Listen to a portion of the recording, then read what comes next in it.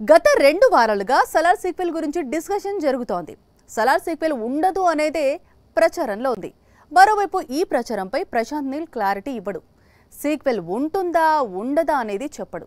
దాంతో rebel fans ఆగమాగమవుతున్నారు. Prabhas career లో మిగతా సినిమాలు అన్ని ఒక ఎత్తు, సలార్ మూవీ మరో ఎత్తు.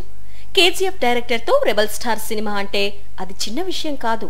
అందుకే సలార్ ప్రాజెక్ట్ స్టార్ట్ అయినప్పటి నుంచి ఒక స్పెషల్ క్రేజ్ ని అందుకుంది. ఇప్పుడు అదే క్రేజ్ సీక్వెల్ కు ఉంది.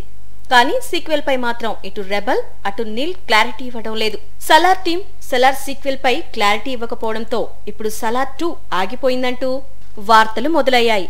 ఎన్టీఆర్ బర్త్డేకు నీల్ కొత్త సినిమాపై క్లారిటీ ఇవ్వడం, టైగర్ తో డ్రాగన్ సినిమా ఆగస్టు నుంచే ఉంటుందంటూ చెప్పుకురావడంతో సలార్ 2 బ్రేక్ పడినట్లే అనే వార్తలు తరచూ వినిపిస్తున్నాయి.